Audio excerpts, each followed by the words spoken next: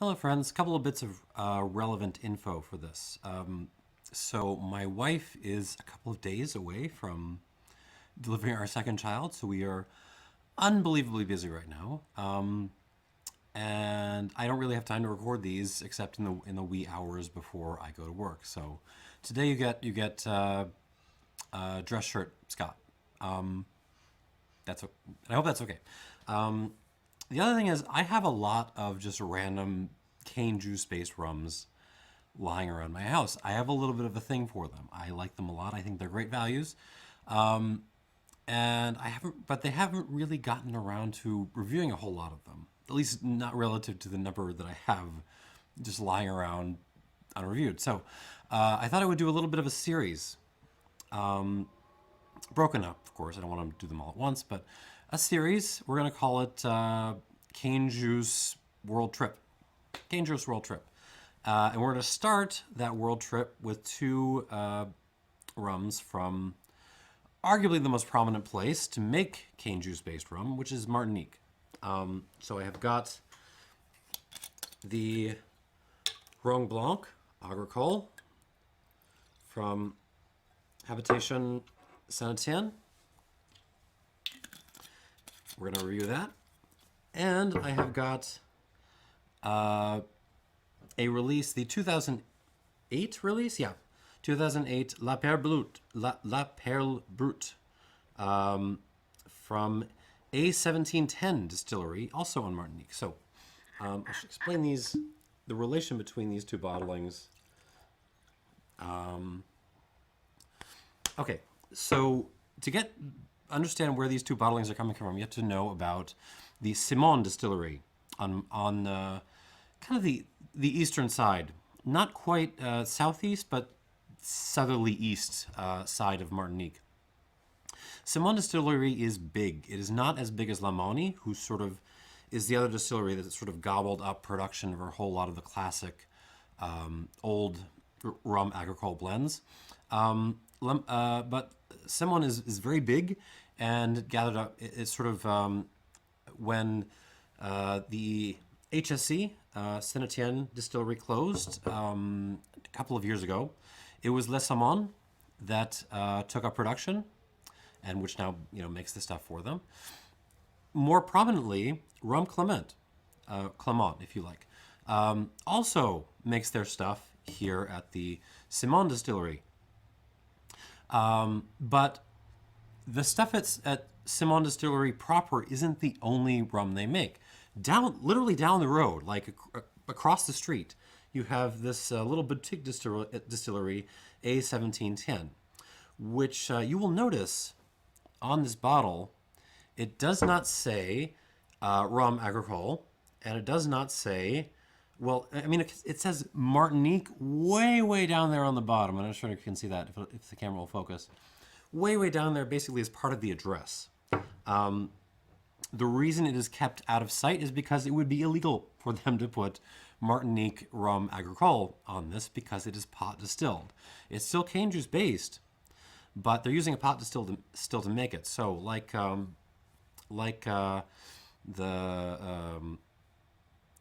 just reviewed a pot still rum. Anyway, St. James pot still rum. They can't call it a rum, Martinician rum proper. It has to be a kind of rum de pays, I should say. This is a little bit special though. This is a yearly release vintage data that they do to kind of show off what comes off their still. So let's get into these. All right, first off, the HSE Rhum Blanc Agricole. I don't know exactly when this is bottled. I'm guessing around 2019, certainly within the last 3-4 years. Bottled at 55% alcohol though, which is very good. From the Simon distillery, big old 500 milliliter bottle. And let's go into it. So same place they make Clément. It should be similar in style. All right, on the nose.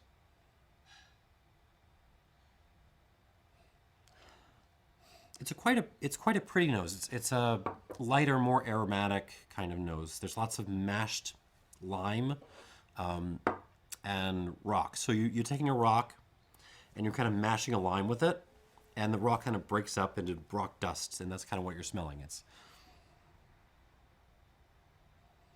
And that's most of what this is. It's sort of mashed rocky lime, which is nice, but not a whole lot more to it. There's a little bit of like fresh plastic slash new car smell. A little hint of black olive, some herbal cigarettes as well. A little bit of a sweet pepper note, like Scotch bonnet pepper. So heat, but sweet. That's kind of it. I do get the sense that this is probably fermented pretty quickly, and that's not a bad thing. It's not going to develop the depth of something that's been fermented for weeks, like you might get. Say with the Clarins, for example, would be the most obvious case, but this is really nice. I would expect this to go into a tea punch very, very well indeed. On the palate.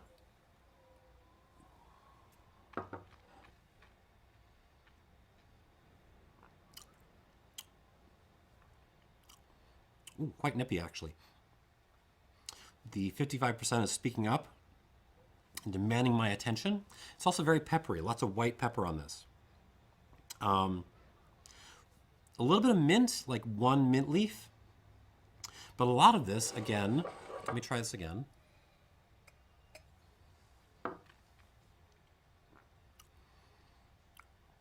Yeah, a lot of this is still on crushed rock and like lime, not even, more like lime candy.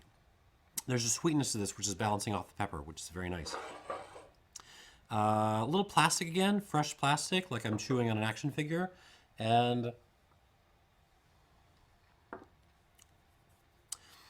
slight herbaceousness. The mint is most prominent, but there's some other stuff going on there, maybe some basil. Twist of grapefruit peel.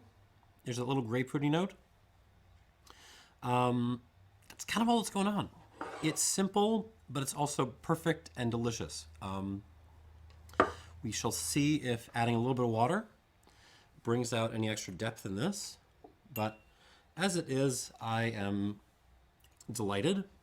And again, I would love to have this in a, pick your choice of citrusy tropical drink. Daiquiri, tea punch, this will take it all.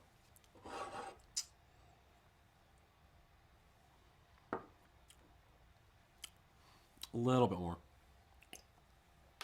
Let's leave it there. Come back to it in a minute. All right, the La Perle Brute, 66 degrees. I'm not sure if that's part of the name, but it's kind of written there. This, again, 2018 vintage. Pot distilled, probably has a much longer fermentation period. And what else to say about this? Oh, the strength is considerably higher than even the little 55%. This is 64.1% alcohol by volume. So this is the good stuff. On the nose. Very different beast from across the street. Oh man, this is very, very savory. It's almost MOBA-like, actually. So we're getting olives, everywhere olives. Dried grass, a lot of dried grass, grapefruit. But not like the juice or even this is more like the grapefruit pith, the white stuff. Fennel, seawater. Okay, little lime juice, but it's kind of, the lime is being drowned out by the olives and the other green stuff here. It's great. Black pepper. Maybe the seawater note isn't enough. Like we're throwing some absinthe in this. This is genuinely absinthe-y.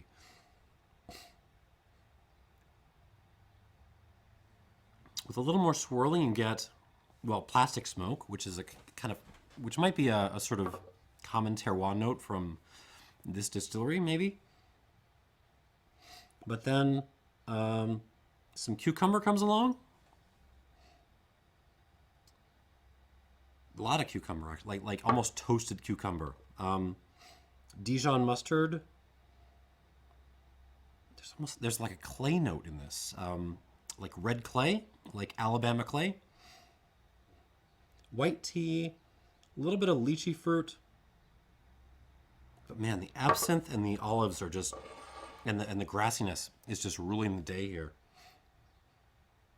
My kind of rum.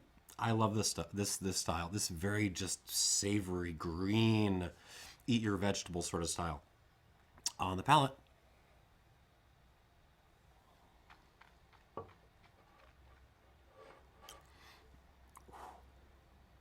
And out of nowhere, this thing that smells like the Jolly Green Giant met Green Lantern and had a child, out of nowhere, on the palate, this is actually quite sweet. Not fake sweet. This is not dosed. No way. But there is a candied effect here, which is awesome. So we're still getting olive and like anise, almost like anise cotton candy. So you're going to take cotton candy, you're going to make it from like anise flavored cotton candy stuff. There's some minerality, some rocks, the fresh plastic thing. The sense of sweetness is really delightful. Brininess. The development on this is really fascinating. And so is it's just, so it arrives very savory. And then it ends with the sense of sort of sweet and bitter, this like bittersweet and herbal and peppery. But in the mid palate, there's so many things going on at once, kind of in a line, like popping up and then disappearing again. It's really hard to keep track of everything that's happening. The mouth feels fantastic. This is very creamy and peppery, but at the same time, like almost effervescent. It feels like it's melting away as I drink it in a really nice way. Long finish on kind of fennel and mint, so like a hippie toothpaste note.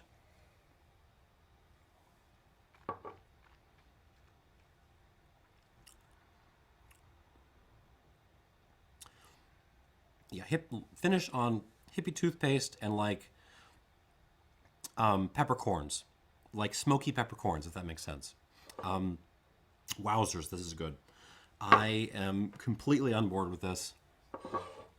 It's a little bit of a fake out because, like on the nose, this is so green, but on the palate, it brings this peppery delicacy that you wouldn't expect, and a sweetness and a delicious factor that you wouldn't expect. Is that enough? Well, it's 5 squirts, right? I think we're good. Wait, not half a squirt more.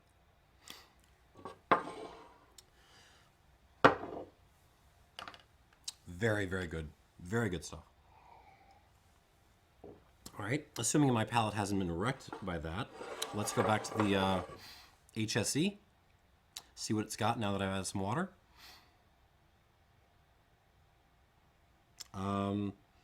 It's not a ton of development. We're still getting rocky lime, which I'm okay with because I was delighted by that before. A little more floral. There's a little bit of a wildflower kind of note coming out now. A little more brininess, so we're getting some seawater in here. But it's still mostly like lime, which I'm okay with. This is simple, but that doesn't need to be bad. All right, here we go on the palate.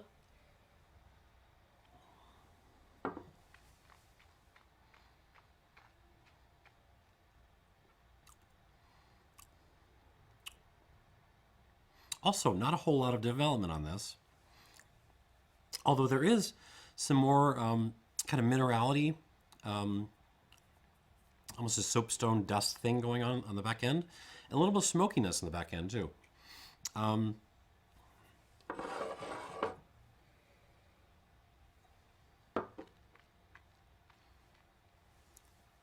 Simple, perfect, inexpensive. If you can, if you can get this.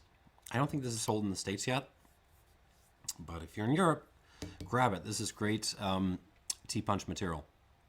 It reminds me a little bit of Duquesne, actually, which was one of my first rum reviews ever, Duquesne Blanc. It's a little bit more simple and clean. It doesn't have that sort of, hard twist into bitterness that the Duquesne has, but similar sort of style and quality area. I'm going to give this 84 points. I like it a lot. Nice. Good rum. All right, moving back now to what is kind of becoming the star of this episode, the A1710 here. Let's see what this does with water. Actually, the sweetness from the palate begins to come out a little bit more on the nose now. Almost like olive candy. Extremely savory, but I mean, it's just briny absinthe, olivey candy heaven is what this smells like. Really good, really good.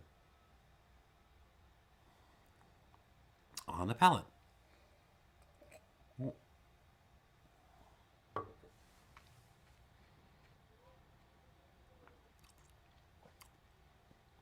Oh,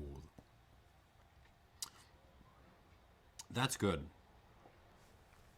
Now I'm tasting the cane, more so than I was tasting. Like I feel like I'm just chewing on sugar cane right now. Water brings out definitely just the caney notes, the sweetness, yeah, but also just the. I mean, I can't analyze caney any further than that. The caney notes. All the other savory stuff is going on. It also brings out the minerality. There's a little bit more kind of rock smoke going on. Kind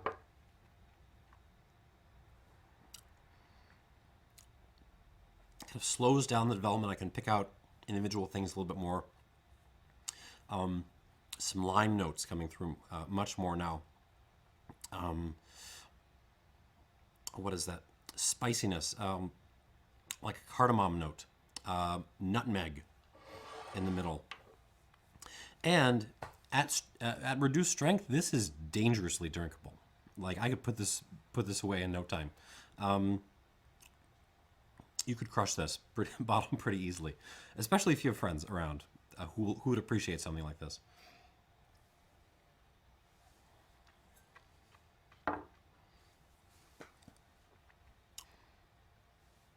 Real good.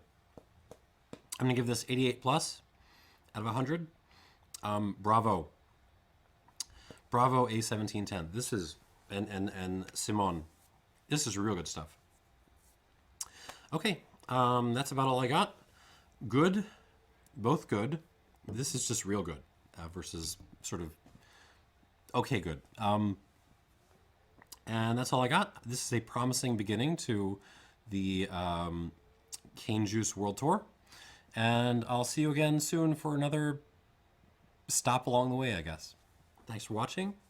Oh, I'll do my scores again. 84 points for the HSE Blanc, 88 plus for the Perle Brute. That's it. Thanks for watching, and cheers.